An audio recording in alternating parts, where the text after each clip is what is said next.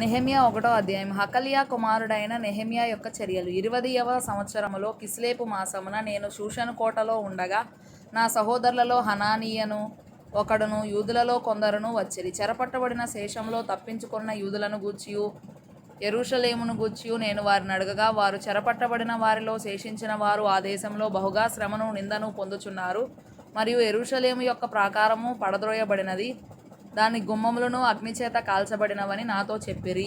ఈ మాటలు వినినప్పుడు నేను కూర్చుండి ఏడ్చి కొన్ని దినములు దుఃఖముతో ఉపవాసముండి ఆకాశమందలి దేవుని ఎదుట విజ్ఞాపన చేసి తిని, ఎట్లనగా, ఆకాశమందున్న దేవా యెహోవా, భయంకరుడవైన గొప్ప దేవా, నిన్ను ప్రేమించి నీ ఆజ్ఞలను అనుసరించి నడుచువారిని కటాక్షించి వారితో నిబంధనను స్థిరపరచువాడా, నీ చెవియొగ్గి నీ నేత్రములు తెరచి నీ సన్నిధిని దివారాత్రము నీ దాసులైన ఇశ్రాయేలీల పక్షమున నేను చేయు ప్రార్థన అంగీకరించుము. నీకు విరోధముగా పాపము చేసిన ఇశ్రాయేలు కుమారుల దోషమును నేను ఒప్పుకొనుచున్నాను.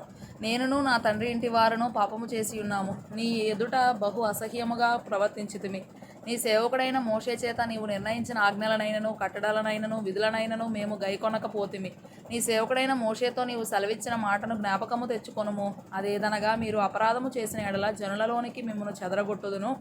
అయితే మీరు నా వైపు తిరిగి నా ఆజ్ఞలను అనుసరించి నడిచిన ఎడల భూదిగంతముల వరకు మీరు తోలివేయబడినను అక్కడ నుండి సహా మిమ్మను కూర్చి నా నామము ఉంచుటకు నేను ఏర్పరచుకొనిన స్థలమునకు మిమ్మను రప్పించదనని నీవు సెలవిచ్చితివి కదా. చిత్తగించుము. నీవు నీ మహాప్రభావమును చూపి నీ బాహుబలము చేత విడిపించిన నీ దాసులకు నీ జనులు వీరే.